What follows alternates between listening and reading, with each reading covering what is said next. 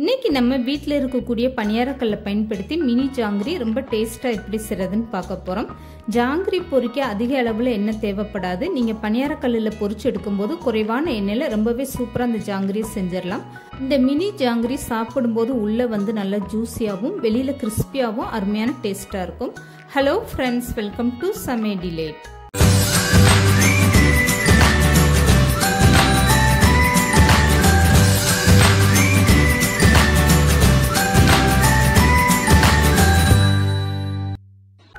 ஜாங்கிரி செய்யறதுக்காக இந்த உலக்கில் ஒரு உலக்கு அளவுக்கு நான் வந்து உளுந்து எடுத்துட்டு 3-4 டைம் நல்லா கழுவிட்டு அரை மணி நேரமாக ஊற வச்சு எடுத்திருக்கேன். அதிக நேரம் ஊற வச்சிங்கன்னா ஜாங்கிரி பொரிக்கும் போது எண்ணெய் குடிக்க ஆரம்பிச்சிடும். அதனால அரை மணி நேரம் இந்த மாதிரி ஊற வச்சு எடுத்துக்கோங்க. நல்லா கழுவிட்டு ஊற வச்சு எடுத்த உளுந்தை வந்து இப்போ ஒரு மிக்சி ஜாரில் தண்ணி இல்லாமல் சேர்த்துக்கோங்க. அரைக்கும் போது கொஞ்சம் கொஞ்சமாக தண்ணி சேர்த்து நல்லா கெட்டியான ஒரு பக்குவத்தில் நீங்கள் இந்த உளுந்தை அரைச்சி எடுத்துக்கோங்க. இப்போ அரைச்சி எடுத்துகிட்டு வந்த உளுந்தை நான் காட்டுறேன் பாருங்க, மாவு எந்த அளவுக்கு நல்லா கெட்டியாக இருக்குன்னு. இப்போ உளுந்த மாவை நீங்கள் கையில் எடுத்து பார்த்தீங்கன்னா இந்த அளவுக்கு மாவு நல்லா கெட்டியாக இருக்கணும். கொஞ்சம் கொஞ்சமாக தண்ணி சேர்த்து இந்த மாதிரி ஒரு பக்குவத்தில் நீங்கள் அரைச்சி எடுத்துக்கோங்க. இப்போ வந்து இந்த உளுந்த மாவு அப்படியே இருக்கட்டும். இது கூடவே 2 ஸ்பூன் அளவுக்கு அரிசி மாவு சேர்த்துக்கோங்க. இப்போ இது கூடவே 4 ஸ்பூன் அளவுக்கு கார்ன்ஃப்ளவர் மாவு சேர்த்துக்கோங்க. இதெல்லாம் சேர்த்து ஜாங்கிரி செய்யும்போது நல்லா கிறிஸ்பியாக இருக்கும். இப்போ இது கூடவே கேசரி சிவப்பு கலர் பொடி ஒரு பிஞ்ச் அளவுக்கு சேர்த்துக்கோங்க. இப்போ இது எல்லாமே சேர்த்துட்டு தண்ணி எதுவுமே சேர்க்காம அப்படியே நல்லா அரைச்சி எடுத்துக்கோங்க. இது எல்லாமே சேர்ந்து இந்த அளவுக்கு நல்லா மிக்ஸ் ஆகி வரணும். நீங்கள் மிக்சி ஜாரில் சேர்த்து அரைக்கும் போது தான் இந்த அளவுக்கு நல்லா உங்களுக்கு மிக்ஸ் ஆகி வரும். இப்போ அரைச்சி எடுத்துட்ட மாவை நான் கரண்டியில் எடுத்து காட்டுறேன் பாருங்க.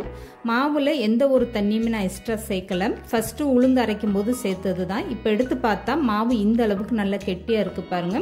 ஒரு கரண்டியில் நீங்கள் மாவு எடுத்து இப்படி விடும்போது அந்து விழுகாமல் அப்படியே ஒரே மாதிரி விழுந்துட்டு இருக்கு பாருங்க. இந்த அளவுக்கு மாவு கெட்டியாக இருந்தால் தான் உங்களுக்கு ஜாங்கிரி வந்து எண்ணெய் குடிக்காம சப்பட்டையாகவும் வராமல் இருக்கும். இப்போ அரைச்சி எடுத்த மாவை அப்படியே வேறு ஒரு பாத்திரத்தில் மாற்றிக்கோங்க. இப்போ இந்த மாவை மாற்றினதுக்கு அப்புறமா ஒரு பிஞ்ச் அளவுக்கு மட்டும் இதில் உப்பு சேர்த்துக்கோங்க. ஒரு பிஞ்ச் அளவுக்கு ஆப்ப சோடா சேர்த்துக்கோங்க. அதிகமான ஆப்ப சோடாவும் சேர்க்க தேவையில்லை. ஒரு பிஞ்ச் அளவுக்கு ஆப்ப சோடா சேர்த்துட்டு இப்போ கரண்டி வச்சு நல்லா மிக்ஸ் பண்ணி விட்டுருங்க. இந்த உப்பு ஆப்ப சோடா சேர்ந்து இந்த மாவோட நல்லா மிக்ஸ் ஆகி வரணும். இப்போ பாருங்க மாவு நல்லாவே கெட்டி ஆயிடுச்சு. இதுக்கப்புறமா ஒரு சின்னதாக கவர் எடுத்துக்கோங்க. நான் வந்து சின்ன பால் கவர் எடுத்திருக்கேன். நீங்கள் உங்கள் கைக்கு அடக்கமான பெரிய கவர் கூட எடுத்துக்கோங்க. இப்போ ஒரு கிளாஸ்க்குள்ள இந்த கவரை வச்சுட்டு இதில் வந்து நீங்கள் மாவெல்லாம் ஃபில் பண்ணிடுங்க. பெரிய கவர் சின்ன கவர் நீங்கள் எதை எடுத்தாலுமே அந்த கவர் நிறைய மாவு சேர்க்காம இந்த மாதிரி 3/4 பகுதி அளவுக்கு மட்டும் நீங்கள் மாவு சேர்த்துக்கோங்க. அப்போ தான் இந்த கவரை உங்களுக்கு கையில் வச்சு ஜாங்கிரி பிழியறதுக்கு ரொம்ப ஈஸியாக இருக்கும். இப்போ வந்து நான் 3/4 பகுதி அளவுக்கு மாவு சேர்த்துட்டேன். இப்போ வந்து டைட்டாக ஒரு ரப்பர் பேண்டு போட்டு இந்த மாதிரி நல்லா டைட் பண்ணிக்கிறலாம். அப்போ தான் எக்ஸ்ட்ரா மாவு உங்களுக்கு வெளியில் வராமல் இருக்கும். இதுக்கப்புறமா இந்த பால் கவரோட ஓரத்தை சின்னதாக கட் பண்ணிக்கோங்க. ரொம்ப பெருசாக கட் பண்ண வேணாம். ரொம்ப சின்னதாகவே இந்த மாதிரி கட் பண்ணிவிட்டு ஒரு தட்டில் நான் பிழிஞ்சு விட்டு காட்டுறேன் பாருங்கள். இந்த மாதிரி நீங்கள் ஜாங்கிரி புழிஞ்சு விட்டுக்கோங்க. இதை நீங்கள் எண்ணெயிலையும் இந்த மாதிரி புழிஞ்சு விடலாம், இல்லை பணியாரக்கல்லையும் இதே மாதிரி நீங்கள் புழிஞ்சு விட்டு எடுத்துக்கலாம். இப்போ ஜாங்கிரி மாவு ரெடி ஆயிடுச்சு. இது அப்படியே இருக்கட்டும். இதுக்கப்புறமா ஜாங்கிரிக்கு ஒரு சுகர் சிரப்பு தயார் பண்ணிடலாம். இதுக்காக ஒரு அகலமான பாத்திரத்தில் 1 கப் அளவுக்கு வெள்ளை சர்க்கரையும் 1/2 கப் அளவுக்கு தண்ணி சேர்த்துக்கோங்க. இப்போ இது கூடவே 1/2 ஸ்பூன் அளவுக்கு ஏலக்காய் தூள் சேர்த்துக்கோங்க. இப்போ இதெல்லாம் சேர்த்துட்டு ஒரு டைம் நல்லா கலந்து கொடுத்துருங்க. சர்க்கரை வந்து நல்லா கரைஞ்சி ஒரு கொதி வரட்டும். இது வந்து கம்பி பதம் எதுவுமே வேண்டாம். இந்த சர்க்கரை பாகு வந்து நல்லா கொதி வந்தால் போதும். இப்போ பாருங்க சர்க்கரை எல்லாமே நல்லா கரைஞ்சி கொதி வர ஆரம்பிச்சிருச்சு. இந்த ஸ்டேஜில் 10 சொட்டு அளவுக்கு எலுமிச்சை சாறு சேர்த்துக்கோங்க. இப்படி எலுமிச்சை சாறு நீங்கள் விடும்போது இந்த சுகர் சிரப்பு வந்து முறிஞ்சு போகாமல் அப்படியே இருக்கும். இப்போ இந்த சுகர் சிரப்பு இந்த மாதிரி நல்லா கலந்து கொடுத்ததுக்கு அப்புறமா இதில் ஒரு பிஞ்ச் அளவுக்கு கேசரி சிவப்பு கலர் சேர்த்துக்கோங்க. மாவுலேயே நம்ம ஏற்கனவே கேசரி கலர் பொடி சேர்த்துருக்கோம். இப்போ இந்த சுகர் சிரப்புலுமே ஒரு பிஞ்ச் அளவுக்கு சேர்த்துட்டு இந்த மாதிரி நல்லா கலந்து கொடுத்துருங்க. இப்போ வந்து ரொம்பவே சூப்பராக சுகர் சிரப்பும் தயாராகிடுச்சு. இதுக்கப்புறம் ஸ்டவ் ஆஃப் பண்ணிவிட்டு அப்படியே இந்த சுகர் சிரப்பை எடுத்து வச்சுருங்க. இப்போ ஜாங்கிரி பொரிச்சு எடுக்கிறதுக்காக இந்த மாதிரி ஒரு பணியார கல் எடுத்துக்கோங்க. இப்போ இதை பொரிச்சு எடுக்கிறதுக்காக நான் வந்து கொஞ்சம் நெய்யும் இதோட சமையல் எண்ணெயும் சேர்த்து ஒன்றா மிக்ஸ் பண்ணி வச்சுருக்கேன். பணியார குழியில் எல்லாத்துலேயும் இந்த மாதிரி 1/2 பங்கு அளவுக்கு நீங்கள் எண்ணெயை சேர்த்துக்கோங்க. இதுக்கப்புறமா நீங்கள் ஜாங்கிரி இந்த மாதிரி புழிஞ்சு விட்டு எடுத்துக்கோங்க. ஸ்டவ்வை நல்லா மீடியமாக வச்சுட்டு இந்த மாதிரி புழிஞ்சு விட்டு எடுத்துக்கோங்க.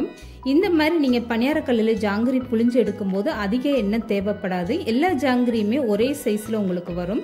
இந்த ஜாங்கிரி எல்லாமே நீங்கள் பணியாரக்கல்லில் புழிஞ்சு விடும்போது ஸ்டவ்வை மீடியமாக வச்சுட்டு இந்த மாதிரி புழிஞ்சு விட்டுக்கோங்க. அப்போ தான் உங்களுக்கு கையிலையும் சுடாமல் இருக்கும். இப்போ வந்து ஜாங்கிரி ஒரு பக்கம் நல்லாவே வெந்துருச்சு. இதுக்கப்புறமா மறுபக்கம் இப்படி திருப்பி விட்டுருங்க. இந்த மாதிரி 2 பக்கம் நல்லா திருப்பி விட்டு ஜாங்கிரி நல்லா வெந்து வந்ததுமே வெளியில் எடுத்துருங்க. இப்போ பொரிச்சு எடுத்ததுக்கப்புறம் பார்த்தீங்கன்னா இந்த பணியாரக்கல்லில் நம்ம சேர்த்த எண்ணெயெல்லாம் அப்படியே தான் இருக்கும், அதிகமாக எண்ணெய் குடிக்காது உங்களுக்கு. இந்த மாதிரி நீங்கள் பணியாரக்கல்லை பயன்படுத்தி ஜாங்கிரி பொரிச்சு எடுக்கும்போது அதிக எண்ணெய் தேவைப்படாது. இப்போ இந்த ஜாங்கிரி எல்லாமே நான் வெளியில் எடுத்துட்டு காட்டுறேன் பாருங்க. பணியாரக்கல்லில் சேர்த்த எண்ணெய் அப்படியே இருக்கு பாருங்க. இந்த ஜாங்கிரியில் அதிகமாக எண்ணெய் குடிக்காது. இந்த மாதிரி நீங்கள் பணியாரக்கல்லை பயன்படுத்தி பொரிச்சு எடுக்கலாம். இப்போ பொரிச்சு எடுத்த ஜாங்கிரி சூடோடு இருக்கும்போதே அப்படியே சுகர் சிரப்பில் சேர்த்துக்கோங்க. சுகர் சிரப்பு வந்து ரொம்ப சூடாக இருக்க வேண்டாம், மிதமான சூடாக இருந்தால் போதும். இந்த மாதிரி ஜாங்கிரியை பொரிச்சு எடுத்ததுமே சூடோடு அப்படியே சுகர் சிரப்பில் சேர்க்கும் போது தான் உங்களுக்கு இந்த ஜாங்கிரி வந்து நல்லா சுகர் சிரப்பெல்லாம் உள்ளே இழுத்து நல்லா ஜூஸியாக இருக்கும் சாப்பிடும்போது. இப்போ பாருங்கள், சுகர் சிரப்பில் சேர்த்ததுமே எப்படி இந்த ஜாங்கிரியெல்லாம் நல்லா ஊறிடுச்சு பாருங்கள். சுகர் சிரப்பில் சேர்த்ததுமே இந்த ஜாங்கிரியெல்லாம் நீங்கள் வெளியில் எடுக்காமல் குறைஞ்சது ஒரு 10 நிமிஷம்னாலும் நல்லா ஊற வச்சு எடுத்துக்கோங்க. இப்போ வந்து இந்த ஜாங்கிரியை எண்ணெய் சட்டியில் எப்படி புழிஞ்சு விட்டு எடுக்கிறதுன்னு நான் காட்டுறேன். இப்போ எண்ணெய் லேசாக சூடாக இருக்கும் போதே இந்த மாதிரி நீங்கள் ஜாங்கிரி எண்ணெய் சட்டியில் புழிஞ்சு விட்டுக்கோங்க. எந்த சைஸில் வேணுமோ அதுக்கேற்ற மாதிரி நீங்கள் பெருசாகவே புழிஞ்சு விட்டு எடுத்துக்கோங்க. இப்போ மாவை நல்லா பிழிஞ்சு விட்டதுக்கப்புறம் ஸ்டவ்வை மீடியமாக வச்சுட்டு இந்த மாதிரி 2 பக்கம் நல்லா திருப்பி விட்டு பொரிச்சு எடுத்துக்கோங்க. அவ்வளோதாங்க. இதே மாதிரி நீங்கள் எண்ணெய் சட்டிலையும் பிழிஞ்சு விட்டு ஜாங்கிரி பொரிக்கலாம். அப்படி இல்லைன்னா குறைஞ்ச எண்ணெயை பயன்படுத்தணும்னா நீங்கள் பணியாரக்கல்லையும் இந்த மாதிரி ஜாங்கிரி பொரிச்சு எடுக்கலாம். இப்போ 10 நிமிஷத்தில் பாருங்கள் எல்லா ஜாங்கிரியுமே நல்லா ஊறி வந்துருச்சு. இப்போ சுகர் சிரப்பிலேருந்து நீங்கள் வெளியில் எடுத்து வச்சுட்டிங்கன்னா அவ்வளோதாங்க. ரொம்பவே அருமையான டேஸ்ட்டில் ரொம்பவே சூப்பராக நம்மளுடைய ஜாங்கிரி நல்லா ஜூஸியாகவே ரெடி ஆகிடுச்சு பாருங்கள்.